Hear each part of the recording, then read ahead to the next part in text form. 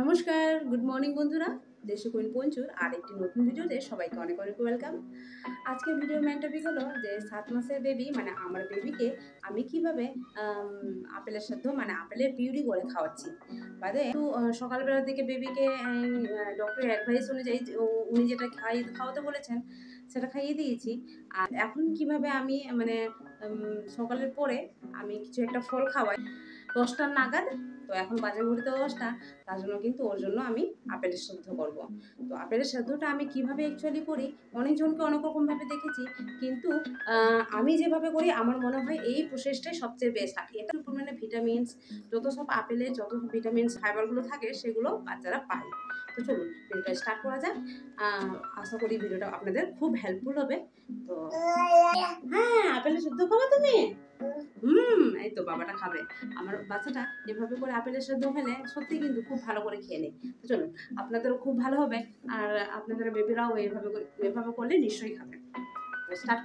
প্রথমেই বলি, আপেলে কিন্তু প্রচুর পরিমাণে ভিটামিন সি আর ফাইবার থাকার কারণে বেবিদের নতুন নতুন টিস্যু রিপেয়ার করতে আর বেবিদের গ্রোথে প্রচুর হেল্প করে। এমনকি বেবিদের এনার্জি দেওয়ার জন্য কিন্তু আপেল সবচেয়ে বেস্ট ফল।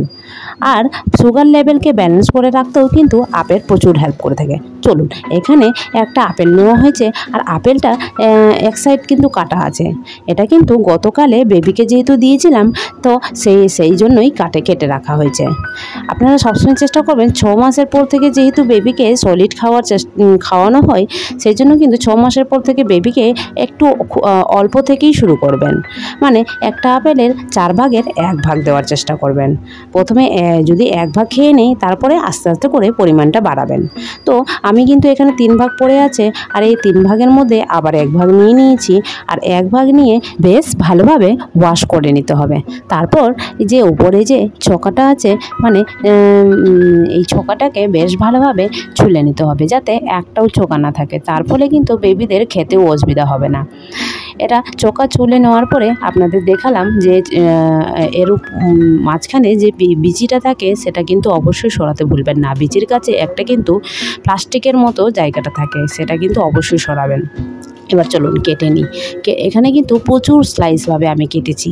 আপনারা সবসময় চেষ্টা করবেন যত স্লাইস করে, মানে পিসটা যত পাতলা করবেন তত তাড়াতাড়ি সেদ্ধ হবে, আর গ্যাসও কম পড়বে, আর খুব তাড়াতাড়িও হয়ে যাবে। আমার যেহেতু খুব তাড়া আছে, তার জন্য কিন্তু আমি খুবই পাতলা করে করেছি। এদিকে দেখুন, হাঁড়িতে কিন্তু একটু জল নিয়ে নিয়েছি। এই হাঁড়িতে জল নিয়ে গ্যাস ওভেনটাকে জ্বালিয়ে নিলাম। গ্যাস ওভেনে হালকা জল দিয়ে দেখতে পাচ্ছেন আমি হাঁড়িটা চাপিয়ে দিলাম। এবার আপনারা ভাবছেন যে আমি নিশ্চয়ই এই জলের মধ্যে আমি আপেলের এই স্লাইসগুলোকে দেব। নিশ্চয়ই না। এর জন্য আমার দরকার পড়বে একটা সুন্দর একটা টেকনিকের, যেটা আপনারা করলে নিশ্চয়ই এটা বেশ ভালো উপকারী হবে বেবিদের। তার জন্য কিন্তু আমি দেখুন এখানে বেশ একটা ঝুলি নিয়ে নিয়েছি, যেটাতে ছিদ্র আছে। মানে এটা আমাকে চালনির মতো আছে।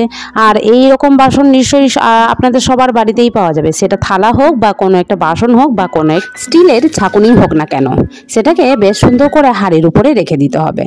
রাখার পর যে জলের ভাপটা উঠবে তার উপরে কিন্তু বেশ ছিদ্রর উপরে কিন্তু বেশ ভালোভাবে যে স্লাইসগুলো আমি রেখেছি সেইগুলো পাতলা পাতলা আমি এই জন্যই করেছি, কারণ আমার এখানে বাসনে কিন্তু খুব কম স্পেস আছে। তার জন্য কিন্তু আমি উপরে সে পাতলা করে স্লাইসগুলো রেখে দিলে খুব তাড়াতাড়ি হয়ে যাবে এবং গ্যাসও কিন্তু খুব কম নষ্ট হবে। তো চলুন, এদিকে কথা বলতে বলতে বেশ ভালোভাবে স্লাইসগুলোকে সাজিয়ে দিয়েছি, মানে একটার উপর একটা রেখে দিয়েছি, আর সুন্দর করে একটা বাটি দিয়ে ঢেকে দিয়েছি। এবার জলটা গ্যাসটা বেশ স্পিডে করে জলটা বেশ ফুটছে, আর ফুটার সঙ্গে সঙ্গে যে ভাপগুলো উঠছে সেগুলোতেই বেশ ভালোভাবে সেদ্ধ হচ্ছে। প্রথমেই বলি যে আমি যে উপকারিতার কথা বলছিলাম সেটা হলো যে আপনারা যদি এই স্লাইসগুলোকে মানে আপেলের স্লাইসগুলোকে যদি জলের মধ্যে ছেড়ে দিন, তাহলে কিন্তু আপেলে যে ফাইবারস ভিটামিনসগুলো থাকে সেগুলো কিন্তু সমস্তটা জলের মধ্যে চলে যাবে, যার ফলে কিন্তু বেবিরা একটাও ভিটামিনস ফাইবারসগুলো পাবে না। এর ফলে কিন্তু সবচেয়ে বেস্ট উপায় হলো যে সেগুলোকে স্টিম করে নেওয়াটাই ভালো। আর এইভাবে করে স্টিম করলে আপেলের যে গুণ, আপেলের যে ফাইবারস মিনারেলস সমস্তটা কিন্তু বেবিরা পায়, যার ফলে কিন্তু বেবিদের প্রচুর এনার্জি আর বেবিদের প্রচুর হেল্প হয় ওয়েট গেইন হতে। চলুন, এভাবে করে বলতে বলতে দেখুন সেদ্ধ হয়ে গেছে বেশ ভালোভাবে। আর সেদ্ধ হয়ে যাওয়ার পরে আমি বেশ একটা চামচ দিয়ে এই সমস্তটা বাসনে কিন্তু আমি বেবির জন্য রেখেছি। বেশ ভালোভাবে চামচ দিয়ে থেঁচকে নেওয়ার পরে আমি হাত দিয়েই থেঁচকে নিয়েছি। অনেকেই চেষ্টা করে যে ব্লেন্ডারে পেস্ট করার জন্য, কিন্তু না, এই হাত দিয়ে পেস্ট করাটাই সবচেয়ে বেস্ট। এবার দেখুন আমি যেই না বেবিকে মুখে দিয়েছি বেশ সুন্দর করে খাচ্ছে। তো এটাই হলো বেস্ট টেকনিক। আর এইভাবে কিন্তু আপেলের যে স্বাদটা নষ্টও হয়ে যায় না, আর বেশ ভালোভাবে বেবি কিন্তু এনজয় করে খেতে থাকে। দেখুন এভাবে করে আমি যেই না মুখে দিচ্ছি বেশ সুন্দরভাবে নিয়ে নিচ্ছে। আর এমনকি বেবি কিন্তু বেশ ভালোভাবে ক্লিন করে দিয়েছে বাটিটা, দেখতেই পাচ্ছেন। চলুন আমার বেবি তো বেশ ভালোভাবে এসব খেয়ে নেই, আপনারা এভাবে করে অবশ্যই আপনাদের বেবিকে খাওয়াবেন। অবশ্যই 6 মাসের উপরে বেবিকে হতে হবে, 8 মাস পর্যন্ত আপনারা নির্দ্বিধায় খাওয়াতে পারেন। আর যদি ভালো লাগে ভিডিওটা অবশ্যই লাইক কমেন্ট শেয়ার করে চ্যানেলটাকে সাবস্ক্রাইব করে